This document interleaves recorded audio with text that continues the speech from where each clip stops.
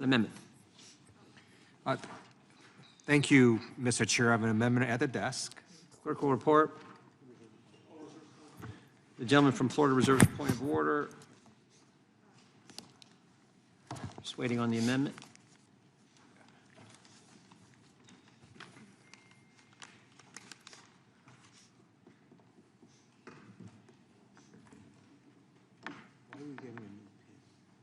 I don't know. I never wear it anyway, so I don't know.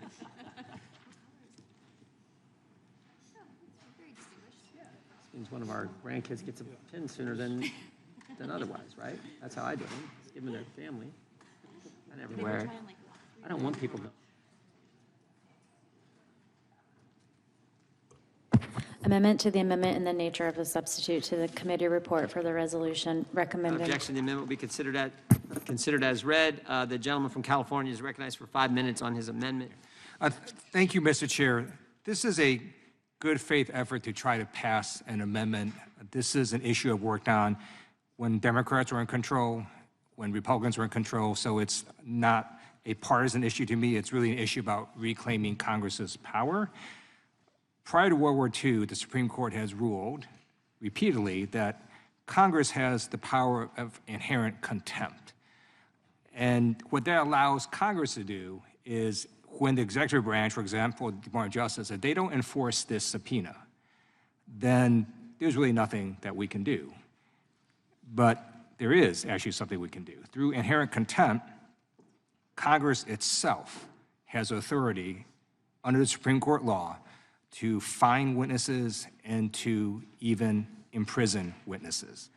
And so this paragraph simply puts in what the courts have said about Congress's inherent contempt power.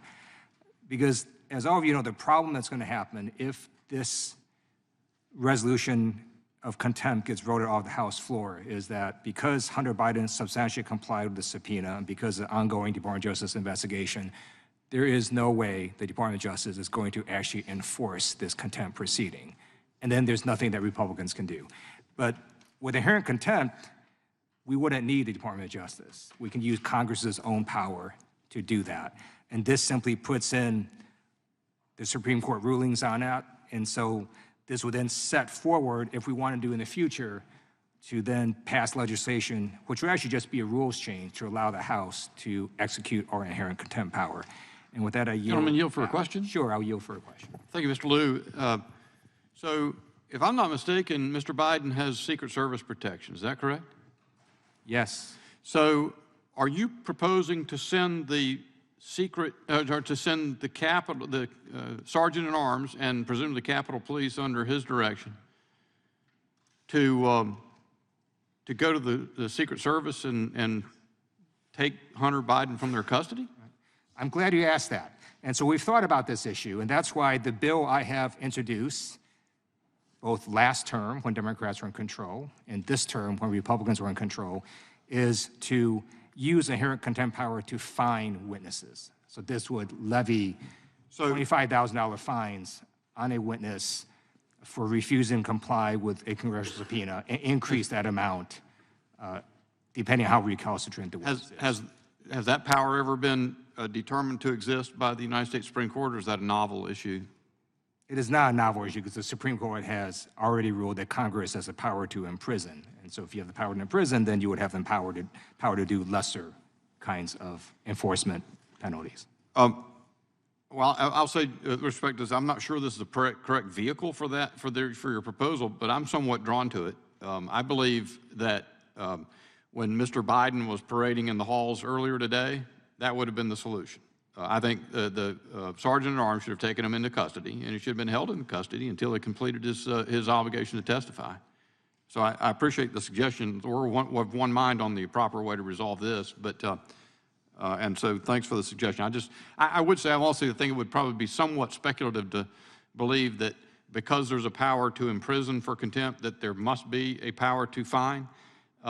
I will say that the law of my state on contempt is directly to the contrary. One's allowed and the other is, the fine is prohibited, according to what I understand. So I yield back. Thank you, sir. Thank you. So reclaiming my time, I know this paragraph is simply silent on that issue. It just lays out what the Supreme Court has said about the inherent contempt power. I'll withdraw my point of order. Did the gentleman go back? Gentleman yields back. Gentleman yields. Oh, yes, I yield back. Gentleman yields back. The point of order is withdrawn. If I understand this correctly, this is, as the gentleman from California said, just restating what the United States Supreme Court has held. And of course, it seems the operative language is still the Speaker of the House may command the Sergeant at Arms to take a non-compliant witness into custody. I guess I'm kind of like where Mr. Bishop is. I don't really see an objection to this.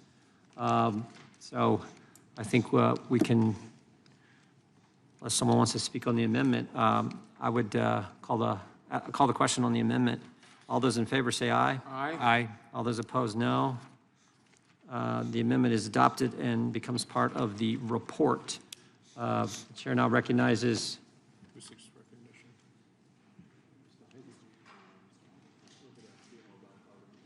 We ready? Do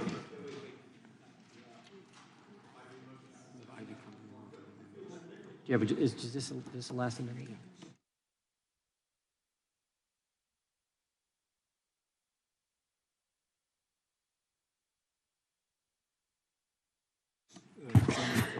Gentleman from Maryland is recognized.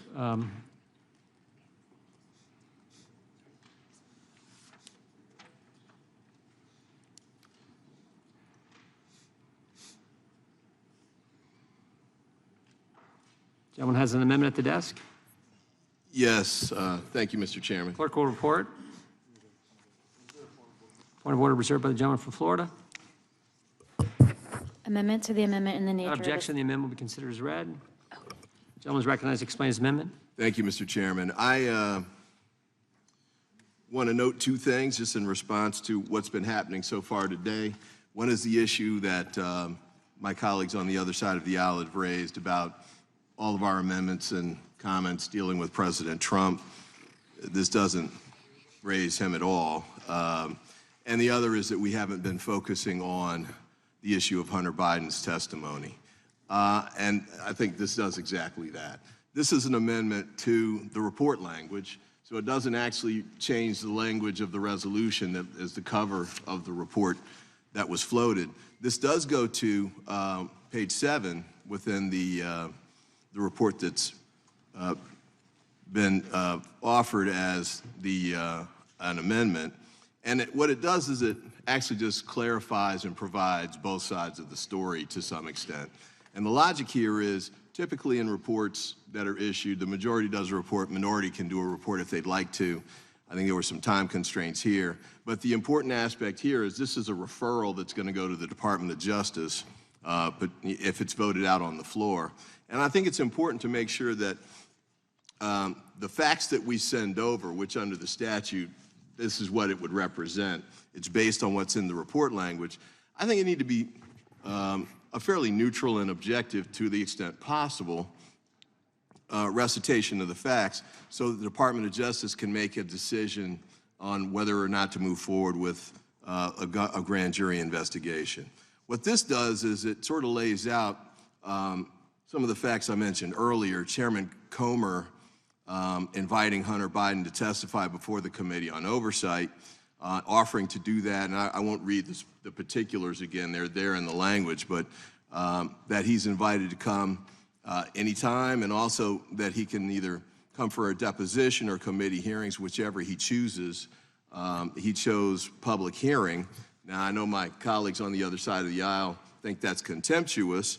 Part of me thinks that actually they might have actually reached an agreement which could be binding, and he took the committee up on it, and the committee actually breached the agreement. But we'll set that to the side for the moment. Just in the interest of fairness and balance, to provide this information, which I think is undisputed, about the comments that Chairman Comer made that invited and offered to allow public testimony. And I think it's important in another respect, too. A lot of the comments that have been made by my colleagues on the other side of the aisle go to the issue of trying to get the information, sort of a suggestion that there's, if we don't pass this contempt request, that we won't be able to get the information we want. I disputed that and continue to dispute that. The offer to publicly testify gives us the information we need.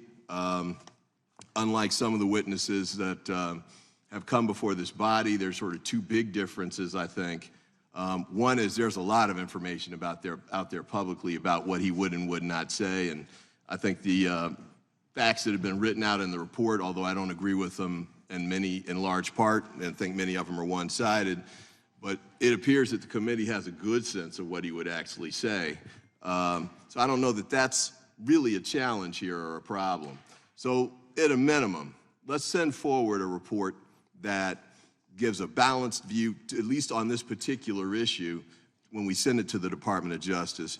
And just the last point on this, the reason I think it's important to send this particular piece is I don't think he's actually denied or refused to comply with the subpoena. As a matter of fact, there's an offer, there's already been partial compliance. He's produced documents and the like, and made himself available to testify publicly and under oath. And so I think this actually could be relevant to if there's a court determination about criminal contempt. And let's be clear, this is not a civil contempt that we're talking about here. This is criminal contempt, and basically what the House would be alleging is that he's criminally refusing to provide information to the House of Representatives. I don't think that's right. I think that's contradicted not only by these facts, but by the fact that he offered to testify publicly, and that we could get the information that we want through the public hearing. So I offer this language just in an attempt to have balanced language in the report. And I yield back. Gentleman, excuse me, the gentleman yields back. The gentleman from Withdraw my point of order. Parliament, the point of order is withdrawn. The gentleman from North Dakota is recognized. I move to strike the last word. Gentleman's recognized. That's not basically what we're alleging. It's exactly what we're alleging.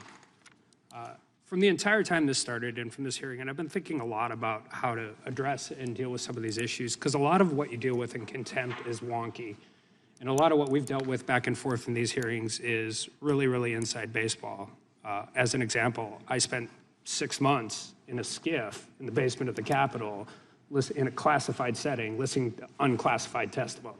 So if we're talking about open and transparent and all of those different issues, but I think the more important issue is we've heard that Hunter Biden's a private citizen. I represented a lot of private citizens in federal court. Ain't any of them been treated like this. We talk about a special prosecutor being appointed, but he was only appointed after a plea deal was thrown out that granted pretrial diversion for a federal gun charge and global immunity that far exceeded the overall base of the plea agreement. And keep in mind, that plea agreement was entered into after 2 different U.S. attorneys failed to prosecute this case. It's almost like if you would wait 2 years, 3 years and appoint a special prosecutor, then as the House is doing its investigation, you could claim, oh no, there's a prosecution going on. It's also a plea deal that apparently was granted after we had a DOJ report and people trying to get to a credible witness, and investigators all over the country were frustrated at every single step of the way. We have IRS witnesses that come in and say that every time they tried to investigate this stuff, it was taken off the table. And this had real consequences, real consequences. The statute of limitations passed. He can't be charged for the times for when these things occurred. Regular defendants don't get that treatment. They don't get that in federal court. I can tell you from spending a decade defending clients in federal court, there's never been a federal prosecutor anywhere in the country that is like, I'm really worried about your 5-year addiction. Here's your deferred prosecution. There's never been an investigator that says, you know what, we should just tamp down on this and not do anything, because if we wait long enough, if we just wait long enough, the statute of limitations will talk. So we keep talking about all of these different things, and we go through all of these different things. But I think kind of the best one to all of this is, you know what a regular citizen has never had happen in a federal case? They've never had a presidential transition team interfere with an FBI investigation. Mm-hmm. I've never had a client to have that happen. They've never had the Secret Service and a purely political committee set up solely for the purpose of helping a newly elected president transition into the role of the president interfere with the FBI's investigation or the IRS's investigation with his son. And you know what else you don't get to do when you get a subpoena? You just don't. You don't get to say, I will do it under my terms, or no terms at all. You don't get to say, I'm not going to sit under oath and deal with a prosecutor or deal with a congressional committee how they want to do it. We've talked a lot about whether he can do that or he can't do that or we should do that or we shouldn't do that. We don't have to. The United States Congress can issue a subpoena. They can say how you want to do it. You can go back and you can negotiate terms and you can deal with all of these things. We've dealt with this a lot, both in the majority and the minority. What you don't get to do is hold a press conference on the front of the Capitol steps with your lawyer and say, I'm only doing it the way I want to do it. Maybe just this one time, Hunter Biden shouldn't get special favorable treatment with prosecutors and judges and IRS agents and statute of limitations. Maybe just this one time, he shouldn't be a spoiled little rich kid with a really important dad who actually is 50 years old, and he should comply with the subpoena, or at least in good faith negotiate how to comply with the subpoena, instead of holding press conferences and having the Secret Service sweep an oversight room so he can come in and do a political stunt. Maybe just this one time we should do it that way. So Would the gentleman yield for a question? Sure. Okay, none of that goes to the amendment, but just for the sake of the discussion, well, if you want to hear those things, I mean, if you brought him in and he testified, you could hear all of that, right? You know, today, I suppose. He just asked to have it in public, and the poor little rich kid piece. I mean, let's be clear. A poor little rich kid All right, reclaiming with a my public time. You can get defender some of those. would have taken the fifth, right? Well, I'm saying as a public defender defending people, they don't get to tell the authorities how they're going to testify, when they're going to testify, what conditions they're going to do. And if they do, they negotiate it in good faith. They don't stage political stunts. They don't have, I've never had a client be able to use the Secret Service to sweep a room before I could come in and do a political stunt. But that's neither here nor there. So I yield back. Gentleman yields back. Move to strike the last word. Gentleman from California is recognized. I'm going to end today, because I think we're probably about done, where we started, which is that I and my colleagues pointed out that the chairman is 600 plus days in defiance of a congressional subpoena. My colleague from North Dakota who just spoke said no one should ever be allowed to set the terms for their own subpoena compliance. And he's never seen somebody defy a congressional subpoena like this. Mr. Van Drew from New Jersey has throughout the day said there's rules for thee, but not for me. That's what Hunter Biden is asking. And then the chairman, in a very defensive response to the point we've made about his own subpoena defiance, said, well, all I wanted to do was I sent an 11-page letter and I was willing to testify, I was willing to negotiate. Well, that sounds a hell of a lot like what Hunter Biden is doing when Chairman Comer says, come in publicly or privately. He says, I'll come in publicly. Then you say, well, it has to be privately. And then he comes in willing publicly twice in the last month.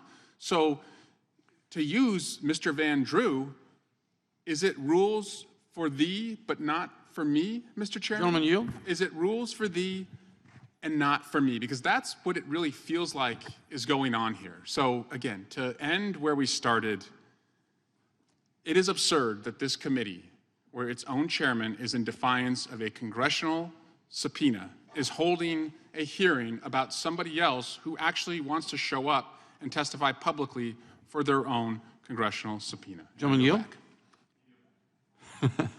No, he won't. Gentleman yields back.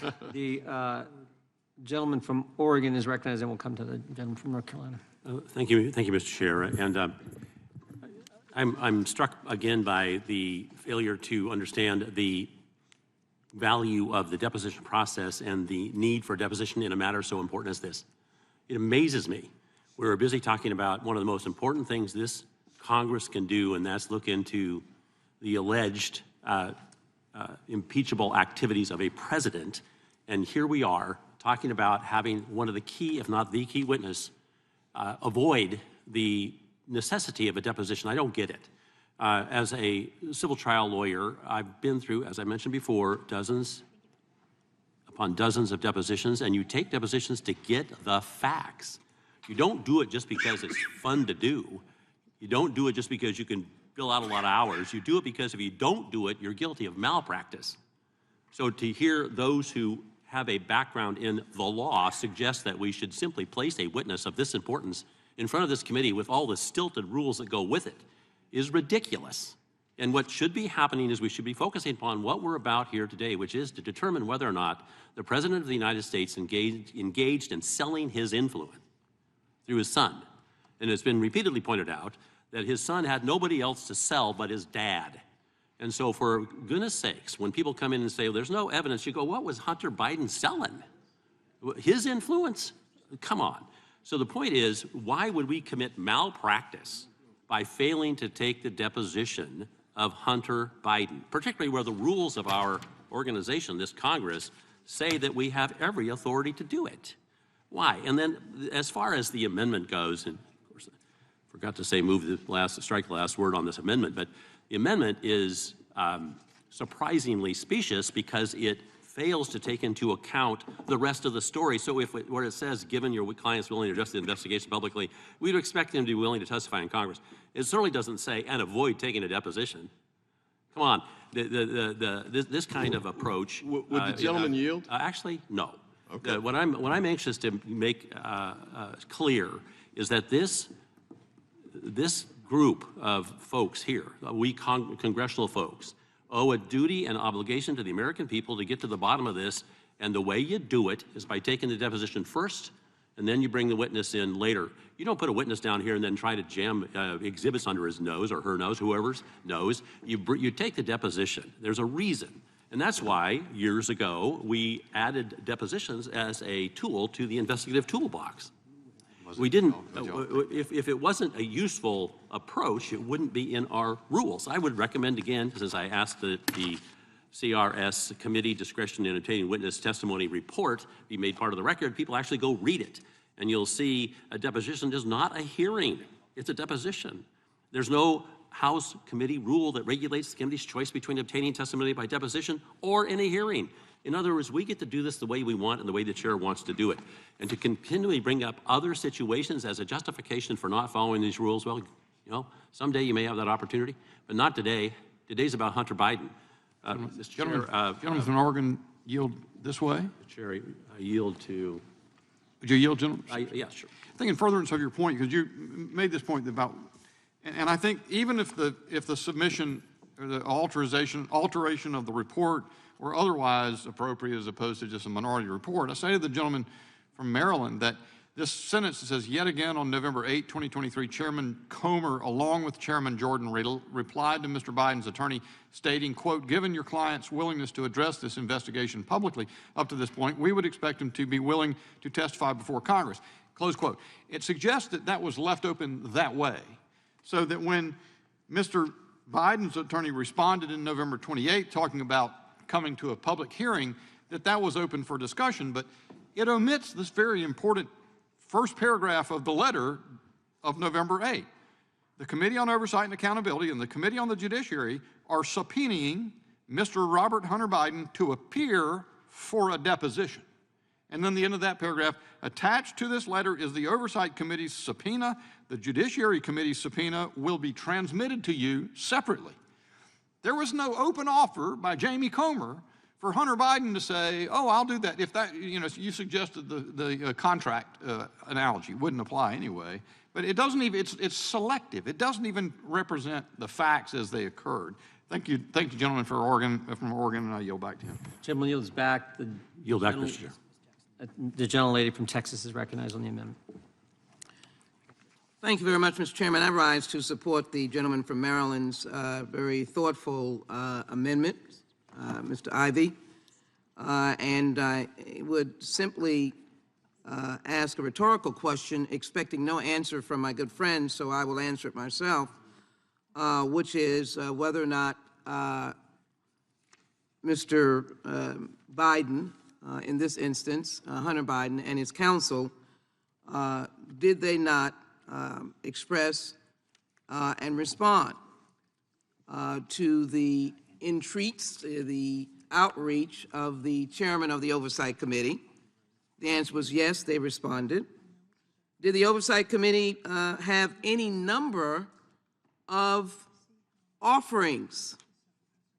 Now, that is not the responsibility of the particular party in question, but Americans have a right, when called before Congress as they have a right, if called before the court, to precisely be able to listen to, in this instance, the chairman, or in this another instance, the judge, in the preciseness of their commentary. Chairman Comer clearly said and invited Mr. Biden to testify in public, saying, we're in the downhood phase of this investigation now because we have so many documents. Oh, let me repeat that again. So many documents. In my previous amendment, I made it clear. They were overwhelmed with the thousands and tens of thousands of documents. So many documents, and we can bring these people in for deposition or committee hearings, whichever they choose. Do we not have the responsibility of being precise and for the American people to be able to be guided by our words and the veracity of our words and the guidance of our words and the direction of our words? And yet again, on November 8th, yes, the letter came along with Chairman Jordan. Chairman Comer replied to Mr. Biden's attorney stating, given your client's willingness to address this investigation publicly up to this point, we would expect him to be willing to testify before Congress. And that is what they have expressed, their willingness to testify before Congress. And so I believe Mr. Ivey's language should not offend anyone. He simply wants the report to reflect the words of chairman of a full committee, which we should hold that chairman to their words, the words and letter of both the chairman of the Judiciary and Oversight that made it clear that Mr. Biden had accepted the responsibility of testifying before Congress. And the exact words in this iteration does not indicate how, but we do know that Mr. Biden, Hunter Biden, showed up. So I wanted to rise to say that why would you not allow the report simply to be amended so the truth could be told?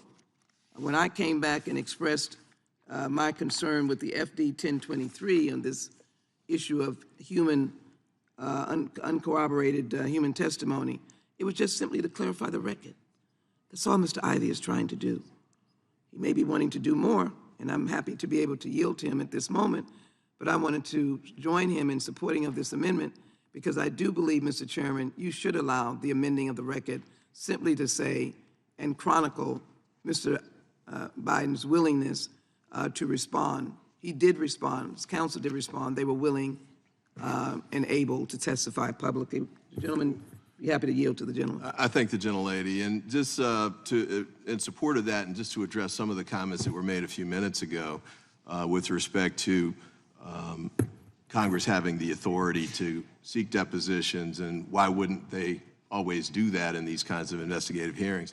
The only point I would make is obviously Congress doesn't have to do that, but nobody forced Chairman Comer to come out and offer to allow him to have public testimony. He did that on his own, and he was the chairman of the committee that is leading the investigation in part. Secondly, with respect to my friend from North Carolina, I take the point about this particular amendment not including everything, but the point of the amendment was all of that stuff's already in the draft report that you guys have floated and seek to have adopted and forwarded as the referral. So my amendment didn't include all of the points that you're trying to make because it's already in there. The points that you're trying to make about, Hunter Biden did something wrong, this, that, or the other, they're already in the report and very thoroughly. This is just a kind of a rifle shot effort to balance out this piece of it. And to the extent all of you all feel like, we still want the information, that's why we want to go. This doesn't derail the contempt citation. It just provides not even both sides, but part of the other side. Gentlelady's time having expired. Who else seeks recognition? The gentleman from New Jersey is recognized, Mr. Van Drew. Thank you, Mr. Chairman. I just can't let this go. I know we all want to get back to our offices and the work at hand, but every time the other side keeps trying to move us away from the subject at hand, which is Hunter Biden and his willful and purposeful and blatant disregard for the law and his willful and purposeful disregard for the American people and also to the United States Congress and this committee. This isn't about Donald Trump. This isn't about Jim Jordan. Now, let's just talk about that for a second. This is a standing committee of the United States House of Representatives. We have members on both sides of the aisle. We debate, we discuss. At times we have colloquies. There is a balance. This committee that Chairman Jordan was subpoenaed to go to did not have that balance. It was a select committee that was set up to go after individuals politically, including President Donald Trump. It was wrong, but nevertheless, Jim Jordan never said he wouldn't go. He just wanted to know what the parameters would be. And the reason they didn't get back to him on that long letter he sent to them is because they knew they were in quicksand. They knew they were in trouble. They knew they didn't have an appropriate committee. It was a partisan committee. They might as well go before the Democrat DNC as well as go before that committee. And then we talk about rules for thee and not for me. I will still say, without question, Hunter Biden gets special treatment. He got special treatment after he illegally bought a gun. He got special treatment when he didn't pay his taxes. And the special treatment was going to be a real plea deal that he would be responsible for none of it. And I will still say that the average American who may or may not be watching this hearing knows that it wouldn't damn well happen to them, that they'd be in big trouble. And it is only because of one honest judge in Delaware that she said, I can't do this. The Justice Department put together this special deal for the president's son. I can't do it. It just isn't right in the plain vernacular in English, and this has to move forward. And now it does move forward. We all have to obey the rule of law, or should be. And to my colleague, Congressman Swalwell, he's a member of Congress. That matters. We have a responsibility. And he flouts and touts the fact that he went around with Hunter Biden, who openly, defiantly, literally disobeyed the rule of law. Didn't say, hey, I want certain framework when I go in there and do depositions. If you've got nothing to worry about, if you haven't done anything wrong, you're not afraid to go before a committee, and you're also not afraid to go before a deposition. That obviously shows his fear that he's done wrongdoing. But he thought, once again, as he has over and over and over again, the way he's made his money, the way he's been treated in his criminal charges, he thought, I'm going to do it again. I'm going to say I'm a special guy. The rules don't apply to me. They apply to every other American, but damn it, I can do what I want. And Eric Swalwell supports that. Congressman Swalwell, my colleague, I can't believe that. Ladies and gentlemen, this is raw politics. It's abusive politics. It's harmful politics. This is easy. You are subpoenaed. You obey the subpoena by a real committee, not a hack job, not a political committee, not a committee that's out to get you, that only has Democrats or people that hate you on it. This is a standing committee, and we have strong membership on the other side. And they could defend Hunter Biden and say he had nothing to do with his father, nothing to do with criminal activity, nothing to do with not registering as a foreign agent, nothing to do with using the United States of America, its foreign policy, and its domestic policy for their own gain. Let's talk about the matter at hand. Hunter Biden disobeying and refusing to comply with the rule of law. This isn't politics. This is government. This is public policy. This is doing things the right way. That's all we want to do. It's all we should be discussing today. I yield back. Gentleman yields back. Anyone else seeking recognition? Gentleman from Georgia, Mr. Johnson. Thank you, Mr. Chairman. This is a classic case of putting politics over people. My friends on the other side of the aisle have been playing politics ever since they went through the 3 weeks back in January of 2023. First, trying to elect a speaker. Took them 3 weeks of dysfunction and paralysis in this body. We couldn't do anything but go to the floor and vote for Hakeem Jeffries. But he was not able to win, and they finally elected their speaker of their choice, but then they ended up yanking him 9 months later, and we went through another 2 weeks of dysfunction and paralysis in this body. But in the interim period between those times, and then thereafter up to this time, my friends on the other side of the aisle in 2 committees have been embarked upon a very thorough investigation, leaving no stone unturned. They've subpoenaed thousands of documents. Those documents they have received from the Biden-Harris administration. There's no allegation that nobody has been forthcoming with documents. All of the documents that they've requested, they've received. They've got them from the Biden-Harris administration, from banks, from private citizens, from family members. It's been a complete and thorough gathering of documents. Thousands. Chairman Comer even referred to it as, quote, a mountain of evidence. And within all of that evidence, plus they have deposed over a dozen witnesses without, by the way, releasing any transcripts, the full transcripts of those depositions, but they have taken morsels of the depositions and mischaracterized them in public, which is what they want to do with Hunter Biden, which is why he smartly has offered to submit to a public testimony, a public hearing with his testimony under oath. And he did not say that he would take the fifth. If he was intending on doing that, he would not have offered to testify. And so there's a reason why they don't want his public testimony. It's because out of all of the documents and witnesses that they have been through up to this point over the last year, 2 committees, they've not come up with any evidence, not a thimbleful of evidence, not even a little toenail worth of evidence, not even a pinhead worth of evidence. No evidence whatsoever have they received that shows that President Biden has engaged in any criminal misconduct, but yet they want to use this deposition to try to impugn his character. They know that they are not going to be successful in impeaching and convicting President Biden, but what they want to do is take this deposition and then try to use whatever morsels of it they can to just tar the president and Hunter Biden in the process.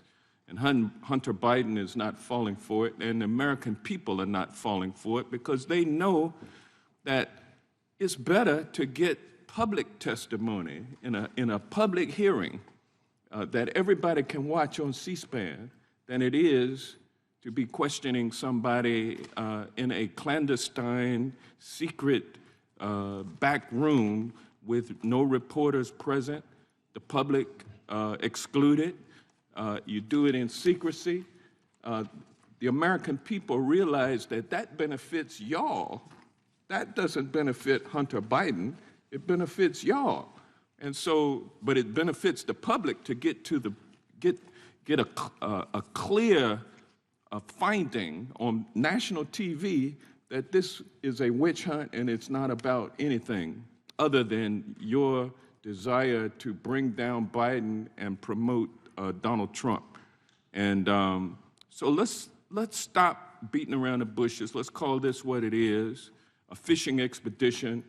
Let's get on to the business that the American people want us to do in this committee. We've already had 1 school shooting this year already.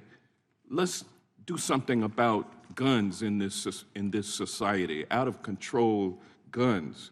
Let's do the work of this committee that benefits the American people instead of playing politics over the people. And with that, time has expired. The chair recognizes the gentlelady from Indiana, Ms. Sparks.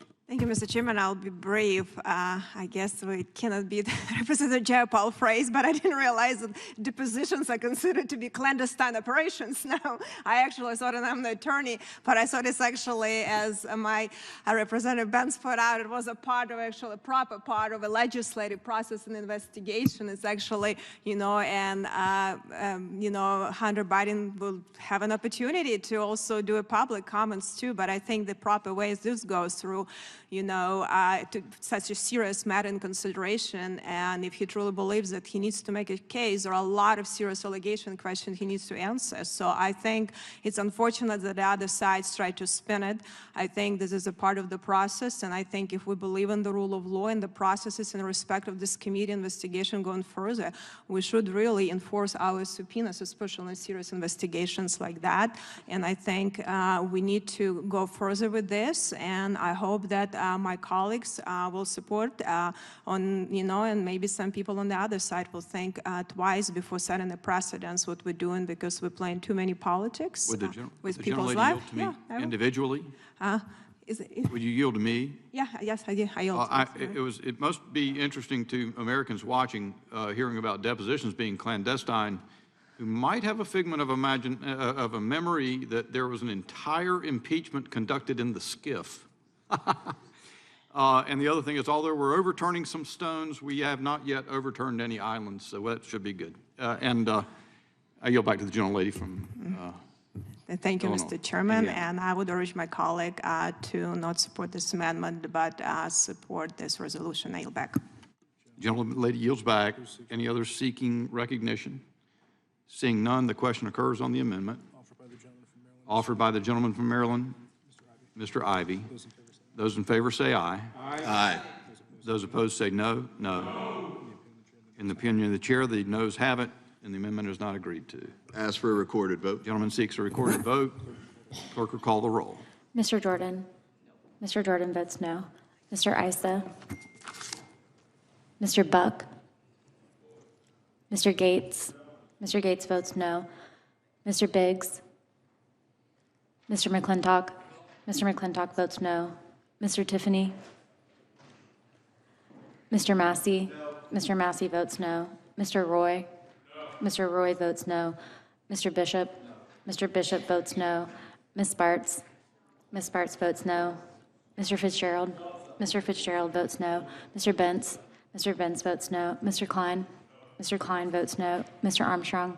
Mr. Armstrong votes no. Mr. Gooden? Mr. Gooden votes no. Mr. Van Drew? Mr. Van Drew votes no. Mr. Nels? Mr. Nels votes no. Mr. Moore? Mr. Moore votes no. Mr. Kiley? Mr. Kiley votes no. Ms. Hageman? Mr. Moran? Mr. Moran votes no. Ms. Lee? Ms. Lee votes no. Mr. Hunt? Mr. Fry? Mr. Nadler? Mr. Nadler votes aye. Ms. Lofgren? Ms. Jackson-Lee? Ms. Jackson-Lee votes aye. Mr. Cohen? Mr. Johnson? Mr. Johnson votes aye. Mr. Schiff? Mr. Schiff votes aye. Mr. Swalwell? Mr. Swalwell votes aye. Mr. Liu? Ms. Jayapal? Mr. Correa? Ms. Scanlon? Mr. Nagoose? Ms. McBath? Ms. Dean? Ms. Escobar? Ms. Escobar votes aye. Ms. Ross? Ms. Ross votes aye. Ms. Bush? Ms. Bush votes aye. Mr. Ivey? Aye. Mr. Ivey votes aye. Ms. Ballant? Aye. Ms. Ballant votes aye.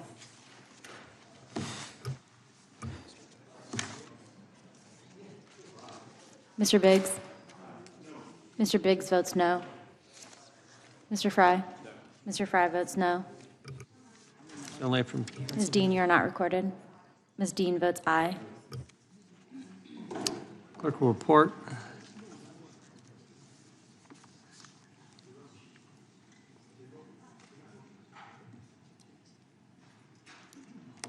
How am I recorded? How am I recorded? Ms. Jackson-Lee, you're recorded as aye.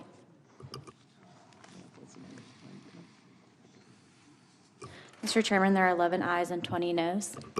The Amendment is not adopted. The chair now recognizes the gentleman from Maryland for an amendment. Mr. Chairman, I have an amendment at the desk. Clerk will report.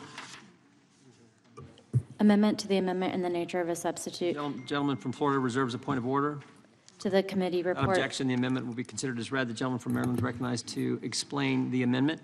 Thank you, Mr. Chairman. I offer this amendment in another effort to sort of see if we can reach an agreement to work together in a bipartisan way to address these concerns. This language is seeking to, as my Republican colleagues keep saying, obtain testimony for the committee by permitting the Hunter Biden to testify at a public hearing within 30 days of the passage of the contempt resolution. The reason I'm offering this language is, well, there's several reasons. One is, this is a criminal contempt motion essentially under its current form.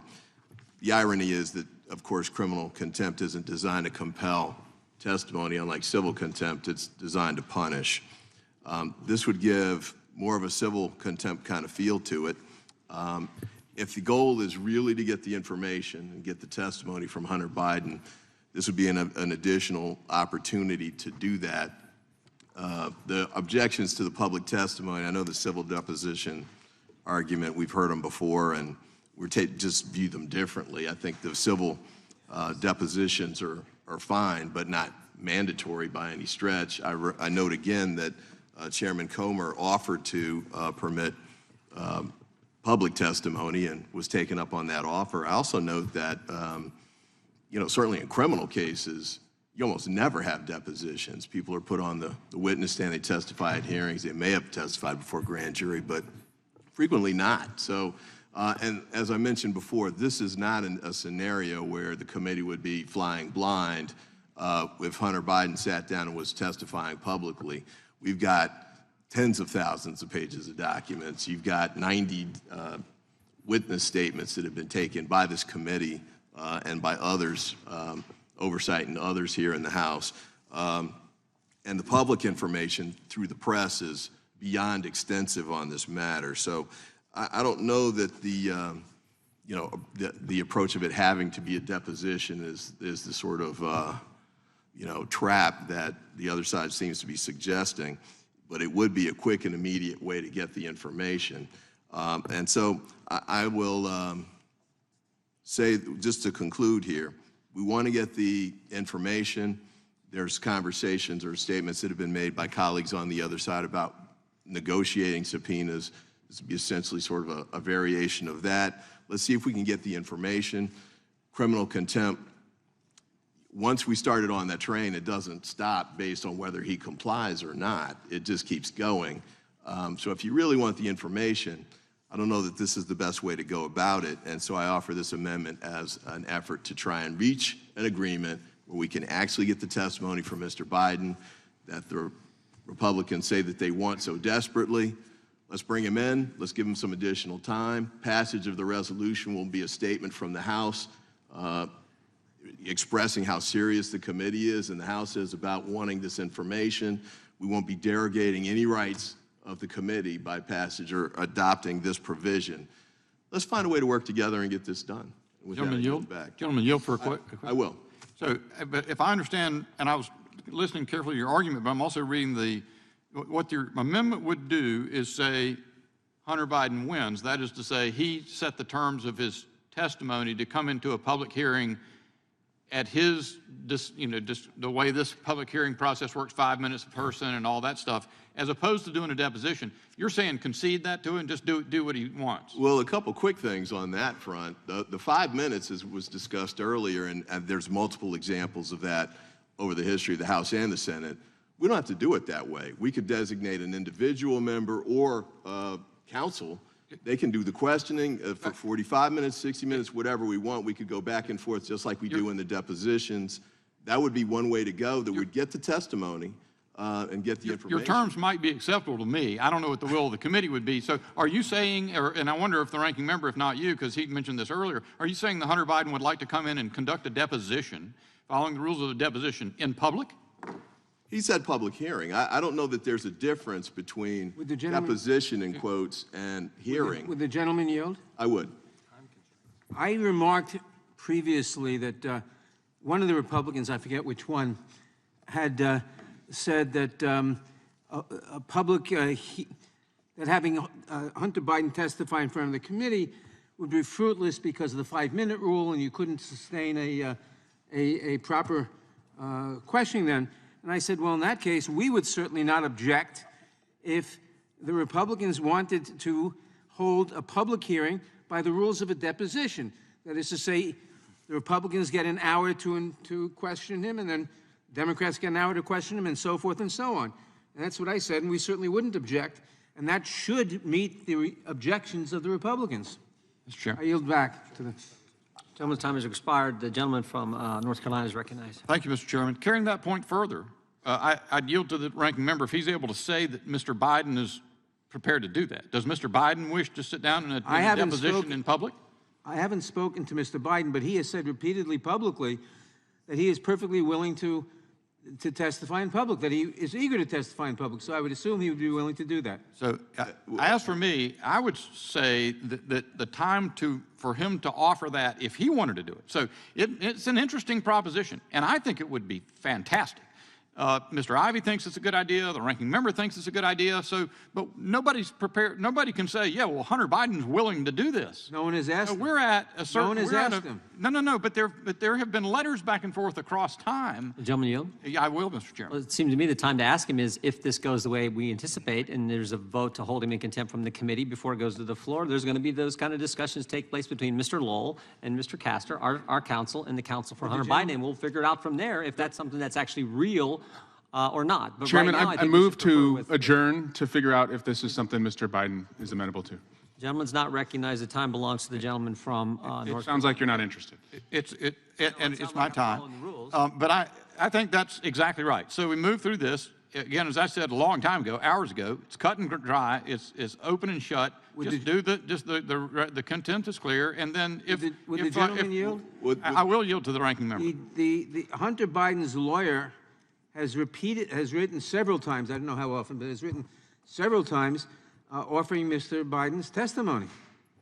Right. But it's been sort of, I don't know if you've noticed, but it's been sort of like circus type atmosphere that he's seeking to create is my interpretation of what he's done. But, and in fact, their correspondence need not ever have come particularly to public notice, but he's never suggested this. I've read the correspondence. He's never suggested having a deposition. Why don't we see if they're amenable to this then? Well, I think the time to do that, as Mr. Jordan said, is after we've gotten through the point that we brought all these people together and had all this debate over the subject that is at issue.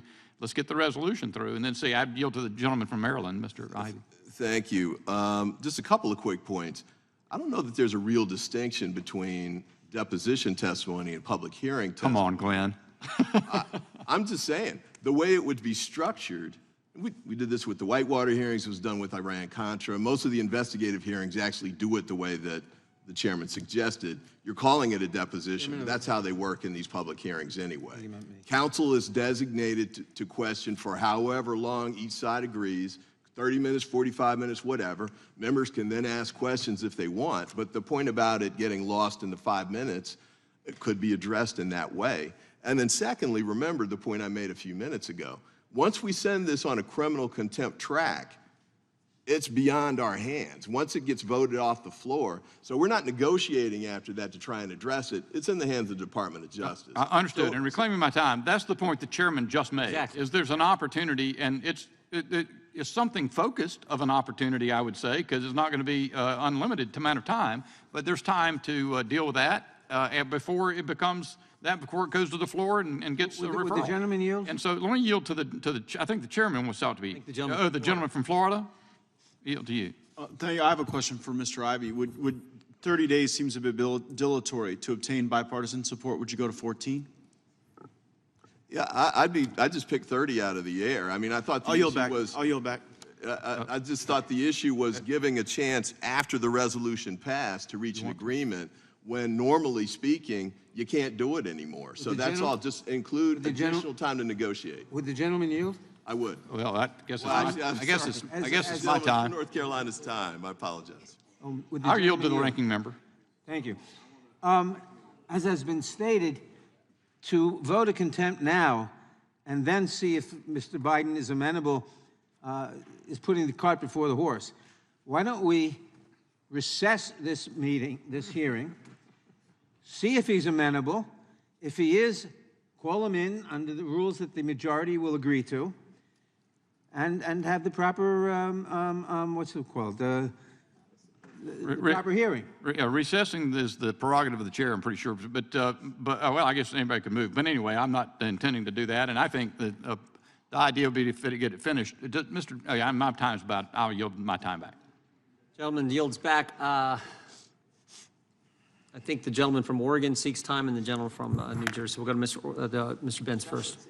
Thank you, Mr. Chair. And I just want to say this is no way to reach an agreement on how to handle Hunter Biden. This is not the way to do it. Okay.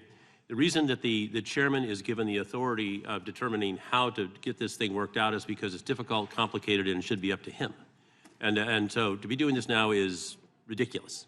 And what should be happening, I hope, is that Hunter Biden will be held responsible for not showing up for the deposition that he was subpoenaed to show up at. That has not changed. He didn't show up. He's guilty of, as I said earlier, spitting in the eye of Congress, and why we would let him off the hook for that, I do not know. That would be more special treatment for a guy that has received far too much. And so that's my own humble opinion. As far as how this should proceed from this point, one, we should proceed with holding Hunter Biden in contempt, because he is. And then secondly, we should be turning to our chair and finding out, letting him negotiate how we want this to turn out. That's how this is supposed to be done. And again, why would we approach such a matter of such incredible importance with the President of the United States? There's enough smoke, if you will, to have all of we Republicans vote for an impeachment inquiry. To suggest that there's nothing there is ridiculous. Would the gentleman a lot yield? there. And by the way, I think the word that Congressman Johnson was seeking earlier was punctilio, the smallest possible thing in a procedure. That's not what we have here. Here we have evidence, massive amounts of evidence indicating that Hunter Biden was selling influence. And so, would the gentleman yield? No, I will not. Would the gentleman yield? Mr. Speaker, that's really all I have to say, other than I would not support trying to cobble together something here to apply to Hunter Biden in a matter that is of such great importance. Well, I yield back to. Would you, gentlemen, yield back? I'll yield to, yeah. Yeah, and that's why I suggested the time to have these negotiations after this passes the committee, which I think is going to happen, and before it would go to the floor, we would have that. We have tried numerous times, our counsel, to reach out to Mr. Lowell, Mr. Biden's counsel, to no avail. So we've been trying. Maybe once they understand about this debate and what's being offered by the gentleman from Maryland, maybe that'll happen. But I do think we should proceed with the resolution as is. And with the gentleman, I'll yield back to the gentleman from Oregon. Would he yield to the gentleman from New Jersey? Gentleman from New Jersey. I thank the gentleman, I thank the chairman, and I respect Mr. Ivey, and I mean that. I totally disagree with this. We're going back again to rules for thee and not for me. So Hunter Biden's going to get special treatment. He doesn't get deposed like everybody else does because he's the president's son. Even though he's done bad things, he gets special treatment. This process should go through as we've outlined it. If they want to have negotiations and say, okay, now I will go to the depositions and then I will go to the public hearing, that's fine. That's good. And he'll still have that opportunity. But mid-course like this, at the flip of a coin, to change what we've spent, 5 hours doing here is the wrong thing to do. And it's especially wrong because that's not how anybody else would be treated. I don't know why he should be treated that way. I don't know why anybody should be treated that way. He received a subpoena. He didn't comply. He threw it in our face. He disrespected the Congress. He disrespected this committee, and he disrespected the American people and the rule of law. We have to go through a process. Would the gentleman yield? I will in a second. I know he's real special to some people on the other side, but to me, he's just another person who broke the law and has to comply with the law. I really believe this is fundamentally wrong, and I disagree with it. I yield to the gentleman, Mr. Ivey. Thank you. Just a couple quick Time belongs to Mr. points. Bentz. Time belongs to Mr. Bentz. I think Mr. Bentz is, Oh, I'm sorry. if Mr. Bentz wants to yield, that's fine.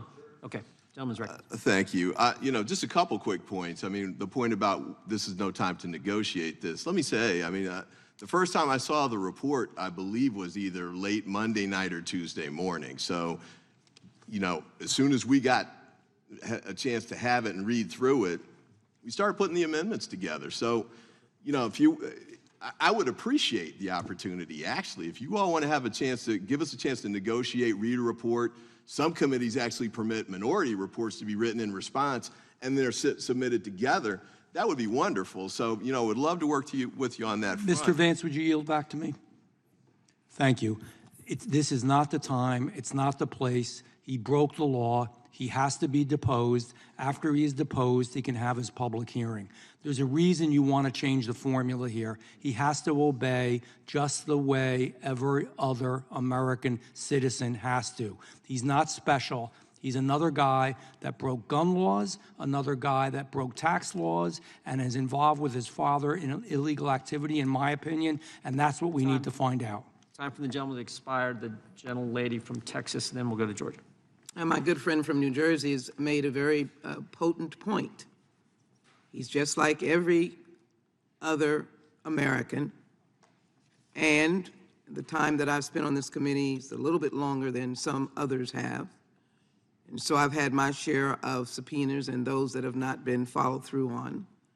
And I would also say that we as lawyers, most of us here, I know there are some who are not lawyers, but I should say members of the Judiciary Committee, have never run away from what is a reasonable solution to an issue that we're addressing.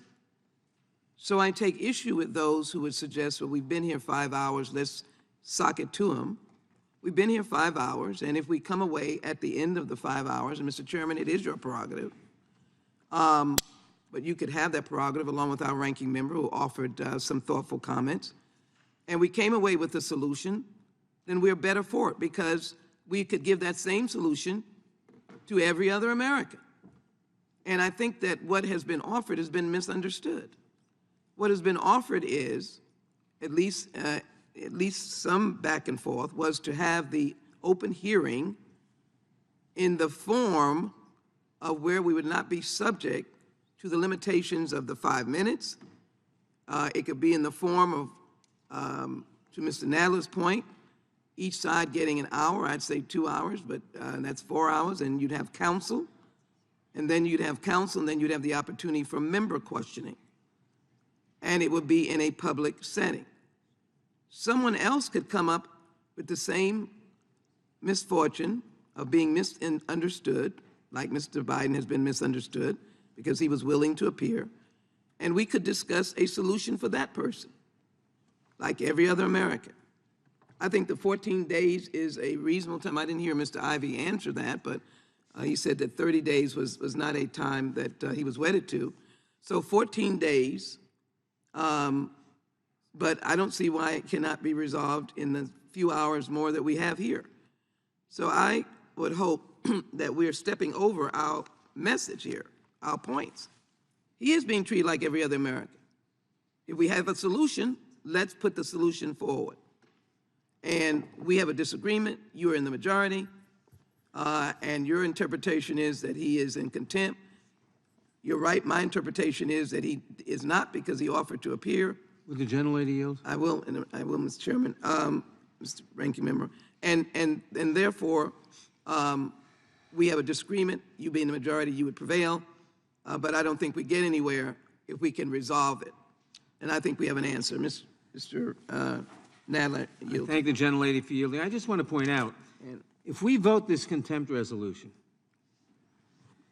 and presumably the House votes it, it will eventually go to the Department of Justice to enforce it. By then, it'll be a year and a half from now, by the time they get around to it, if they bother doing it. Much better if we don't vote the contempt resolution, recess, and see if we can get an agreement by Mr. Biden to come in and testify under rules in which the majority gets an hour and then the minority gets an hour, and and then the majority, and then the minority, as long as it goes, and questions, and then you'll get the information, as opposed to being frustrated by a contempt proceeding that will take a long time and will get nowhere. So I would suggest that we not do the contempt citation if we really want the information. If we don't want the information, have fun with the contempt citation, but you're not going to get the information. If you want the information, do what I suggested. I yield back to the And give the opportunity for the counsel, for Mr. Lowell, for Mr. Biden to respond. I have two individuals, Ms. Swalwell, but Mr. Ivey also wants time. I'll yield to you, and Mr. Ivey, Mr. Swalwell. Great. I would just say, take yes for an answer. Our side is saying, you want a public deposition? Great. We support that. Knock yourselves out. Hillary Clinton sat for 8+ hours. We're able to do that. But Mr. Van Drew says this is not the time and place to do it. Like, I'm sorry, are you working on health care or gun violence or, reducing, some of the other costs that Americans are worried about? No, you're doing impeachment over in Homeland Security. You're doing this nonsense here, and you just failed to pass your own rule on the floor. So this is what you're doing right now. So just take yes for an answer. So, Mr. Chairman, let's just take a brief recess, call Mr. Biden's lawyer, see if they're willing to do it, and we may have accomplished something this early in 2024. I yield to Ms. Chastenly. Yield to Mr. Very Ivey. briefly, I'm yielding. I think the gentlelady, I would accept the 14 days. All right. Mr. Chairman, I have an We've amendment. just given you a solution, all four of us here. I have an amendment to the amendment at the desk. Gentleman's recognized for his amendment. Clerk will report. Amendment to the amendment to the amendment in the nature of a substitute to the committee report for the resolution recommending that the House of Representatives find Robert Hunter Without Biden. objection, the amendment will be considered as read. Gentleman's recognized. Amendment to the amendment? The amendment Reserve a changes. point of order. Reserve point of order. Gentleman from North Carolina is reserved a point of order. The amendment changes the number of days from 30 to 14. That's the amendment. Yield back. Who seeks recognition? That's Mr. Ivey. Johnson on the amendment to the amendment. Is a second order amendment in order? Thank you, Mr. Chairman. I rise in opposition to the amendment of the amendment. And I would simply point out to the American people that you can go through the exercise of putting lipstick on a pig, but when it's all said and done, it's still a pig. And what we have here is a situation where we're putting politics over people. We are endeavoring to hold Hunter Biden in contempt for failing to respond to a subpoena, something that the chair himself has done and created the environment where people feel like it's okay to not appear. I mean, if you do it, then why can't somebody else do it? Rules for you and not for them, and rules for thee, when we're talking about Donald Trump. No rules for thee, but rules for everybody else who is Democrat. Rules don't apply to Republicans, including insurrectionists, including those trying to change history around here. During these hearings, during this hearing, people have been restating history, trying to make January 6th into a pleasant day at the park. No, it was a insurrection, a violent attempt to overthrow the lawful results of an election. And this House Judiciary Committee has no appetite to go into that, but instead you want to elect the guy or re-elect the guy who put into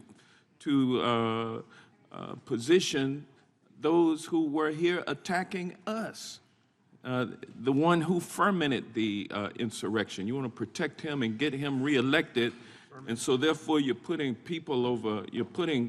politics over people by going after the President of the United States' son, but you're doing that trying to get at the President. So everybody knows what you're trying to do, and they know that you don't really want to work with Democrats to obtain a public hearing for Hunter Biden. You could have done that a long time ago. You could have done that today, but you don't want to do that. You will not do that. And so you know, let's stop trying to put lipsticks on a pig and call this exactly for what it is. And now I've heard from my scheduler today that she has made reservations for me to leave D.C. tonight at 7:30 on one of the last flights out. And so I thought about it, and I thought, gosh, Republicans have just brought another rule to the floor of the House. It's the 5th rule of this session of Congress that has failed. This is unprecedented in the course of American history, this many rules having failed. And so now what we're looking at, ladies and gentlemen, is having the Speaker of the House return to this committee because he's poised to be ousted, the 3rd Speaker to suffer we're looking at bringing in a 3rd Speaker now, if this doesn't work out for my friend, the current Speaker. And he'll be coming back to this committee, and he'll be welcome.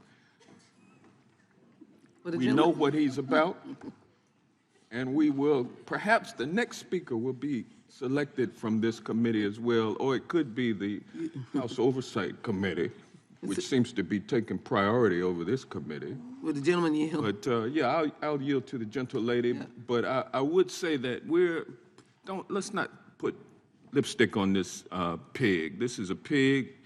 This pig is called politics over people. And with that, I'll yield to the gentle lady. Yeah, and I never want to, in any event, subvert or to be in a different advocacy from my good friend and scholar, Congressman Johnson.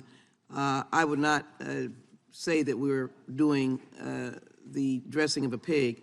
I would only say, in a little disagreement of Mr. Johnson, that if we can get a resolution of this, Mr. Chairman, points have been made by Mr. Ivey, myself. They have been made by a good friend from Florida and Mr. Nadler, and some of your members, that this could be resolved. The question is it going to be resolved? With that, I yield back to the gentleman. And a resolution is on the table of how it could be resolved. I yield back. Gentleman yields back. Gentleman from New York is recognized. Thank you, Mr. Chairman. Mr. Chairman, I speak in favor of the amendment to the amendment, although I really don't care, frankly, whether it's 14 days or 30 days. It doesn't really matter. What matters is that we pass the Ivey amendment, because that can resolve everything. So we would be voting for a contempt resolution, inviting Mr. Biden to testify in public under deposition-type rules. If he doesn't agree, then I would agree he ought to be held in contempt. If he does agree and he comes, then I assume the contempt will be voided because he will have appeared before the committee. Nothing lost by doing this. So I support the Ivey amendment in either version. And I yield to the gentleman from Maryland. I thank the ranking member. Let me say this. First of all, thank you for those who are open, and for the gentleman from Florida for the proposal. I would certainly accept that amendment, and for my colleagues on the other side who are at least willing to have a conversation about it. This might be controversial, but let me say this. Just to step back and take an objective position, regardless of who's the majority and who's the minority, these cases, if it goes to court, this is not the best set of facts for the House Judiciary Committee, because we don't have, as we've talked about before, I won't use names because then it gets partisan, but we don't have the best set of facts here. This is not somebody stonewalling and refusing to come under any circumstances. This is not somebody who's asserted a privilege that's been rejected but still refusing to come. This is not somebody who hasn't produced any documents. You've got somebody here who's put an offer on the table to come and testify publicly. So the question in a court would be, in absence of the negotiations and reasonable discussions that Congressman Klein mentioned earlier and some of you other members have mentioned as well, what's the record we would be sending forward at this point? And would a judge look at this and say, or a court of appeals and say, yeah, you know, the House Judiciary Committee really made the effort to negotiate through this with Hunter Biden. He offered to publicly testify. They didn't take him up on it, even though they said that he could do it at one point. I mean, why would we want that set of facts to go forward and put the risk of, you know, if we have the courts rule against us, it actually undermines subpoena authority for this committee and this chamber. So if we can move forward with a reasonable, let's give them 14 days, whatever number you all want to pick, but some additional time after the resolution goes, which increases our chances of actually getting the information that you all are saying you want, as opposed to just moving forward with a resolution that's strictly contempt, criminal contempt. So I just ask, and I thank the gentleman for the reclaiming my time. I just want to point out, I agree with everything that the gentleman from Maryland said, but I just want to point out, if the gentleman's amendment is adopted, we can all vote for the citation that's before us in the knowledge that we will offer to Hunter Biden, through his attorney, that he can come in and testify under deposition rules publicly. If he says no, then he deserves to be held in contempt at that point. If he says yes, we'll get the information we need from his testimony, and presumably at that point, there would be no necessity for the contempt after that. So I urge the adoption of the Ivey Amendment. I don't care whether it's 14 or 30 days. I yield back. Gentleman yields. Gentleman yields. I'll yield to the gentlelady from Texas. I just want to say this one point, because my colleagues, and thank you, Mr. Nadler, colleagues on the other side very quickly were couching this as special benefits to Mr. Biden. Please, to the American people, this is not special benefits. The language here specifically says, may testify at a public hearing on the topics outlined in the committee's subpoena. He'll be under oath, and as Mr. Nadler said, he'll either accept or not accept this particular proposal. He'll be under oath, and we may have the ability to formulate the approach, which will be in deposition approach or otherwise, but we will have a solution. My friends on the Judiciary Committee, is there something adverse to this committee ever working together and having a solution on something that is as provocative and controversial as this may be? Should we reject that possibility? And I am rising to support the gentleman's 14 days because I think that will move this along quickly. I agree with the gentlelady from Texas, and I yield back. I yield back. We can work together. We did that with a 38-2 vote on FISA last month. Good piece of legislation. The chair now recognizes the gentleman from North Dakota. Thank you, Mr. Chairman. The problem is I support the amendment to the amendment, but the amendment doesn't say what we're talking about. The amendment doesn't say we have deposition rules and it's under this and all this. It says public hearing. In case anybody hasn't noticed, and by the way, I've followed a lot of these contempt hearings. I've watched when my colleagues had the majority and weakened the position of the House on Would the gentleman yield? In just a second. And I want to walk through all of this for a second. He can cure this before it goes to the floor. We can negotiate all of those different things. But the facts aren't nearly as clear-cut as are being said, because the other parts of the facts that come into a criminal case is holding a press conference on the floor of the House, having the Secret Service sweep the oversight room to basically troll the entire committee. These facts aren't as great for you or for the other side as you want. Unfortunately, I actually agree with Congressman Liu. I have very, very lessening confidence that DOJ will ever prosecute this because I've seen what's happened through all of this. But the whole point is you don't negotiate all of these things at this point. We hold him in contempt, which he more than rightly deserves, and he has the opportunity before this goes to the floor to negotiate with the majority leader or with the chairman and the chairman's staff on how to cure this contempt. Also, he has the right to do that at any point in time because I can tell you, if you end up complying with the underlying terms of the subpoena, it's a pretty good defense whether you've been held in contempt by committee or not. Will the gentleman yield now?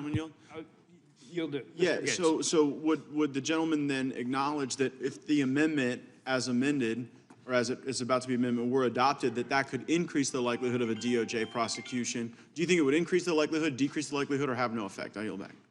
I think if it's written as is, we're going to get gamed on TV, we're going to get gamed in another press conference, and we're going to get gamed Would the gentleman yield? Would the gentleman yield? Sure. I suggest that we amend the amendment to set out that it should be by deposition rules with an hour for the majority, an hour for the minority, alternating. I will and, reclaim my time. That would take care of the problem. I reclaim my time. I think that is a perfect conversation for the chairman and the ranking member to have and make an offer. Mr. Lowell, Mr. Lowell has our number. We've had conversations with him. We will, has the council's number, and we will have those conversations. The process is working the way it's supposed to work, particularly when somebody has thumbed their nose and just completely done that. It's also working the way I think it's supposed to work when I have years of history of the most charitable way I can say it is very favored treatment from law enforcement and the court system as it's existed for. With that, I yield it. Would the gentleman yield? The question. I would suggest as follows. There was a time and a place to have this conversation, and it was prior to the date and time that Mr. Biden was ordered to appear for testimony. And that conversation should have occurred between Mr. Biden's attorneys and this committee. It did not. And at this point, he was lawfully ordered to appear for testimony, failed to do so, and I, along with many of the others in this room, have practiced law, been in court, served as a judge, and if we do not enforce our authority to compel testimony, it is not worth the paper that it's written on. Today, we have a witness who has failed to appear. Our authority to compel testimony, it is not worth the paper that it's written on. Today, we have a witness who has failed to appear, who has flouted the authority of this committee, and indeed had the temerity to conduct a press conference rather than appearing pursuant to that requirement. The only appropriate action for us to take today is to proceed with an ultimate finding of contempt. Any subsequent conversation that we want to have about terms of testimony, how it should be conducted, when, where, all of that can be continued, discussed after we make the appropriate finding of contempt at today's hearing. With that, I yield Would back. the gentleman yield? Yield back to the gentleman from North Dakota. The gentleman yield.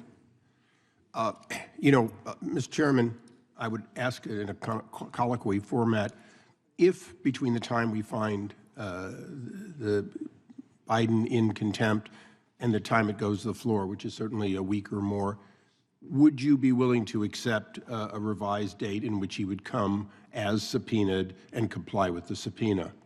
I said that earlier, that's the time between when this vote happens and going to the floor, whenever that may be. So he has the ability to cure it, and we don't need an amendment that talks about a hypothetical cure, one that he has agreed to. Exactly. Lastly, from your many years of experience, both on this committee and oversight, if we were to grant every witness who wanted to have a public stage that we subpoenaed, knowing that you have held, as did the Oversight Committee, now and in the previous administrations, you hold almost a deposition every day sometimes, and certainly every week. Would the committee have nearly enough time if everything became a committee public hearing, or would that bring us to our knees? Yeah, no, I think, I appreciate the gentleman's question. The question occurs on the amendment to the amendment. Those in favor say aye. Aye. Those opposed, no. No. Opinion of the chairs, the noes have it. The question now.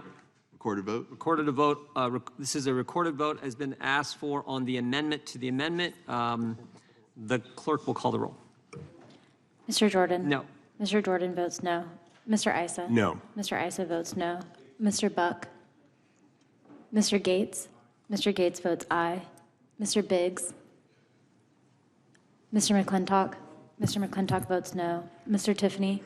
Mr. Tiffany votes no. Mr. Massey? Mr. Massey votes no. Mr. Roy? Mr. Roy votes no. Mr. Bishop? Mr. Bishop votes no. Ms. Sparts? Ms. Sparts votes yes. Mr. Fitzgerald? Mr. Fitzgerald votes no. Mr. Bentz? Mr. Bentz votes no. Mr. Klein? Mr. Klein votes no. Mr. Armstrong? Mr. Armstrong votes yes. Mr. Gooden? Mr. Van Drew? Mr. Van Drew votes no. Mr. Nels? Mr. Nels votes no. Mr. Moore? Mr. Moore votes no. Mr. Kiley? Ms. Hageman? Ms. Hageman votes no. Mr. Moran? Mr. Moran votes yes. Ms. Lee? Ms. Lee votes no. Mr. Hunt? Mr. Fry. Mr. Nadler. Mr. Nadler votes aye. Ms. Lofgren. Ms. Lofgren votes aye. Ms. Jackson Lee. Ms. Jackson Lee votes aye. Mr. Cohen. Mr. Johnson. Mr. Johnson votes aye. Mr. Schiff. Mr. Schiff votes aye. Mr. Swalwell. Mr. Swalwell votes aye. Mr. Liu. Ms. Jayapal. Ms. Jayapal votes aye. Mr. Correa. Ms. Scanlon. Mr. Neguse.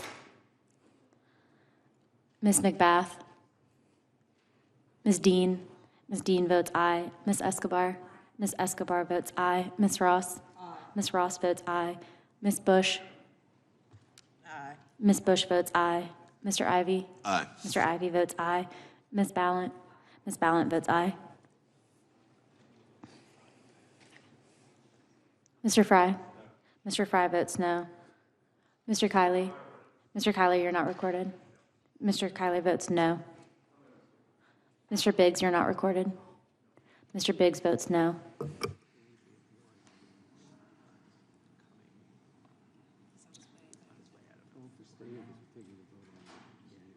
There's another. I mean, he'll get a vote on this, or he or she, whoever it is, will get a vote on the other one.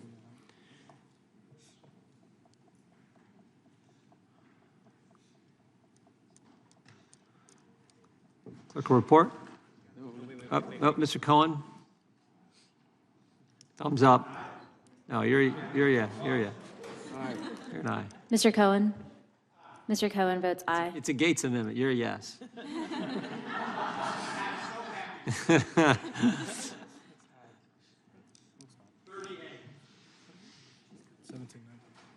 Okay, clerk will report. Mr. Chairman, there are 18 ayes and 18 noes. Amendment is not agreed to. Question now occurs on the amendment from the gentleman from Maryland. All those in favor say aye. Aye. Those opposed, no. Opinion of the chair, the noes have it. Ask for a recorded vote. The recorded vote being requested, the clerk will call the roll. Mr. Dordan. No. Mr. Dordan votes no. Mr. Issa. Mr. Issa votes no. Mr. Buck. Mr. Gates. Mr. Gates votes no. Mr. Biggs. Mr. Biggs votes no. Mr. McClintock. Mr. McClintock votes no. Mr. Tiffany. Mr. Tiffany votes no. Mr. Massey. Mr. Massey votes no. Mr. Roy. Mr. Roy votes no. Mr. Bishop. Mr. Bishop votes no. Ms. Sparts. Ms. Sparts votes no. Mr. Fitzgerald. Mr. Fitzgerald votes no. Mr. Bentz. Mr. Bentz votes no. Mr. Klein. Mr. Klein votes no. Mr. Armstrong. Mr. Armstrong votes no. Mr. Gooden. Mr. Van Drew. Mr. Van Drew votes no. Mr. Nels. Mr. Nels votes no. Mr. Moore. Mr. Moore votes no. Mr. Kiley. Mr. Kiley votes no. Ms. Hageman. Ms. Hageman votes no. Mr. Moran. Mr. Moran votes no. Ms. Lee. Ms. Lee votes no. Mr. Hunt. Mr. Fry.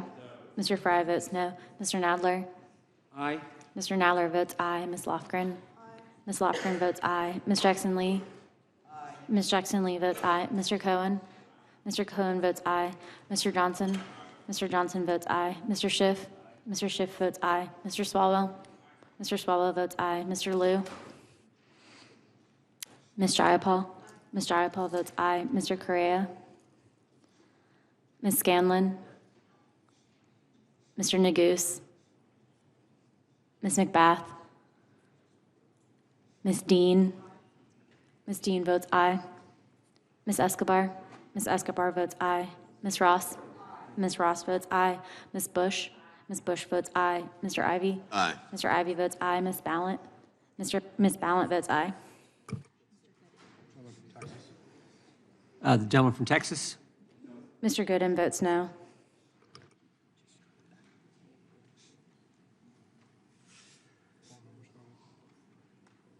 We're good?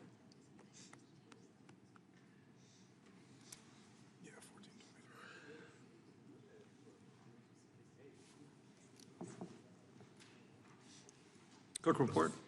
Mr. Chairman, there are 14 ayes and 23 noes. The amendment is not adopted too. The question now is on the adoption of the amendment in the nature of a substitute. This will be followed immediately by a vote on reporting of the report. All those in favor say aye. Aye. Those opposed, no. No. Opinion of the chairs, the ayes have it. And the amendment nature substitute is adopted. Reporting quorum being present. The question is on favorably reporting the report as amended. All those in favor say aye. Aye. Those opposed, no. No. Ranking member requests a Roll call. roll call vote. You have to rule first, then I'll request. In the opinion of the chair. Oh, in the opinion of the chair, yeah, the ayes, that was obvious, the ayes have it. The Now I request the roll call. roll call vote being requested, the clerk will call the roll. Mr. Jordan? Yes. Mr. Jordan votes yes. Mr. Issa? Mr. Issa votes yes. Mr. Buck? Mr. Gates? Mr. Gates votes aye. Mr. Biggs? Mr. Biggs votes aye. Mr. McClintock? Mr. McClintock votes aye. Mr. Tiffany? Mr. Tiffany votes aye. Mr. Massey? Aye. Mr. Massey votes aye. Mr. Roy? Aye. Mr. Roy votes aye. Mr. Bishop? Mr. Bishop votes aye. Ms. Bartz? Ms. Bartz votes yes. Mr. Fitzgerald? Mr. Fitzgerald votes aye. Mr. Benz? Mr. Benz votes yes. Mr. Klein? Mr. Klein votes aye. Mr. Armstrong? Mr. Armstrong votes yes. Mr. Gooden?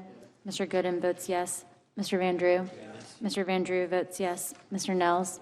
Mr. Nels votes yes. Mr. Moore? Mr. Moore votes yes. Mr. Kiley? Mr. Kiley votes aye. Ms. Hageman? Ms. Hageman votes yes. Mr. Moran? Mr. Moran votes yes. Ms. Lee? Ms. Lee votes yes. Mr. Hunt? Mr. Fry?